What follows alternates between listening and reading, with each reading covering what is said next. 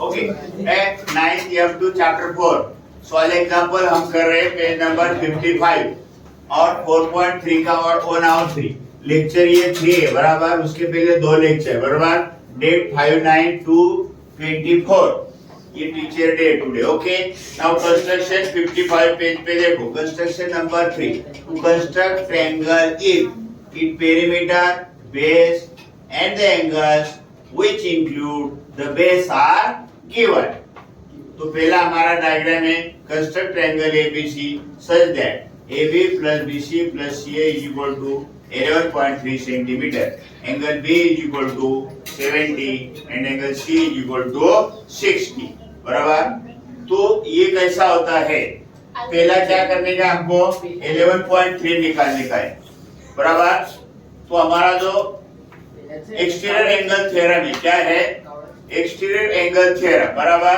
अगर ये 70 है और ये आइसोसेलेस है तो ये 35 और 35 आएगा। ये आइसोसेलेस एंगल बनता है बाइसेक्टर निकालने के बाद, तो ये 60 है तो इसका क्या आएगा 30 आएगा बराबर। इसलिए पहले हमने क्या निकाला, हमने PQ निकाला, क्या निकाला PQ, फिर 35 डिग्री एंगल P और Q कितना है 30 डिग्री बराबर। उसके बाद क्या किया हमने, इंटरसेक्ट जहां होता है वह हमने एक क्या किया है लेवलिंग किया है बराबर।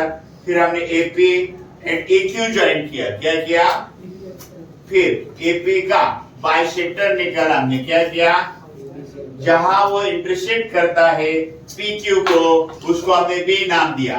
फिर AQ का बाइसेक्टर निकाला, वो किधर A करता है इंटरसेक्ट, पॉइंट C में इंटरसेक्ट करता है बराबर। इसी तरह से ये क्या किया, फिर हमने AB एंड AC क्या किया ज्वाइन किया, तो बराबर ये 35 का कितना आया ये 70 डिग्री और ये 30 का कितना डिग्री आया 70। Therefore ABC इस क्या है हमारा required triangle। Similar diagrams are there। 4.3 construction construct triangle PQR in which Q is equal to 70, R is equal to 80 and PQ plus QR plus PR is equal to 9.5। Similar thing here। ये देखो ये isosceles triangle है, ये 70 है, exterior angle theorem से ये दोनों equal होता है। 70 का हाफ हाफ किया तो ये 35 है और ये क्या आएगा 35। इसी तरह से ये 40 आएगा 40। इसी तरह से कंस्ट्रक्शन करते समय हमने क्या किया है, AB कितना निकाला 9.5 सेंटीमीटर। फिर एंगल ए कितना लिया हमने 35 डिग्री और एंगल बी कितना लिया 40 डिग्री, करेक्ट।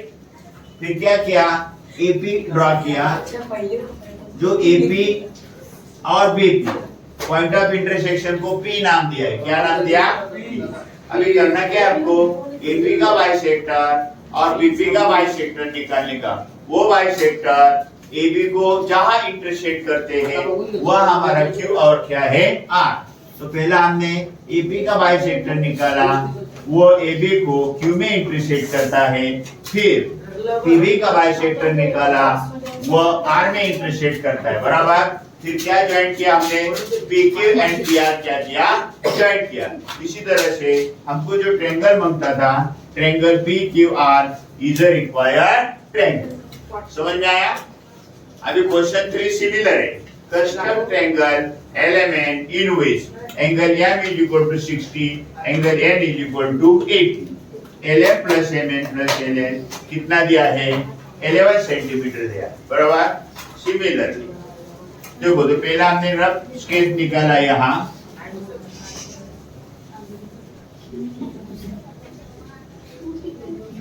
तो क्या निकाला पहला हमने AB कितना है 11 सेंटीमीटर है बराबर। फिर एक्सटीरियर एंगल थ्योरम से ये क्या हो जाएगा, ये आइसोसेलेस ट्रायंगल बनता है, ये 60 है तो ये आएगा 60, दैट इज 30 एंड 30। ये 80 है तो ये आएगा 40 एंड 40। इसीलिए कंस्ट्रक्शन करते समय हमने A को कितना लिया है 30 डिग्री लिया है, कितना, और B को कितना लिया है 40 डिग्री। और इसको जो एंगल बनाया है वो जो रे है वो इंटरसेक्ट करते हैं उसको नाम हमने क्या दिया एल। फिर इसके बाद क्या किया हमने एल का बाइसेक्टर निकाला और एल बी का बाइसेक्टर निकाला। ये बाइसेक्टर ए बी को जहां इंटरसेक्ट करते हैं वहां हमने एम और एन क्या किया है नेमिंग किया है। फिर हमने क्या किया एलएम और एलएन ज्वाइन किया।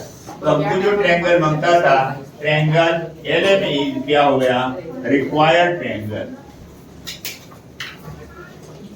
9 M2 चैप्टर 4 प्रॉब्लम सेट 4 का और 1 और 3 सम हम लास्ट लेक्चर कर रहे हैं। लेक्चर 4 है, डेट हमारा 692024 है।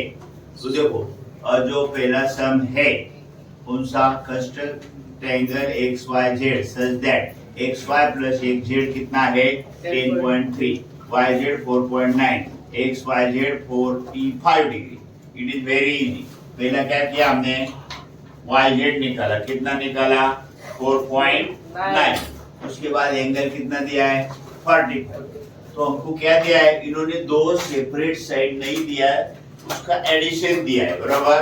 तो उसका हमने YT लिया है कितना 10.3 बराबर। फिर हमने क्या किया TZ को ज्वाइन किया, किसको TZ, और क्या किया ये TZ का बाइसेक्टर निकाला। क्या निकाला बाइसेक्टर। बाइसेक्टर जहां इंटरसेक्ट करता है वहां हमने एक्स क्या किया है नेमिंग किया है बराबर। तो क्या गया देखो ये अभी ये जो साइड आगे गया था वही फोल्ड करके हमने इधर लिया है, समझ में आया।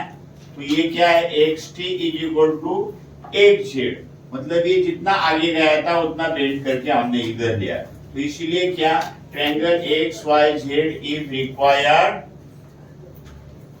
ट्रायंगल, समझ में आया। Triangle XYZ is a required triangle. अभी सम नंबर प्रॉब्लम सेट का सम नंबर 3 का है।